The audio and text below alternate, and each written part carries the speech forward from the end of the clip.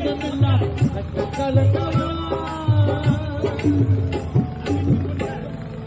உன் பாசம் கொண்ட தங்கச்சியா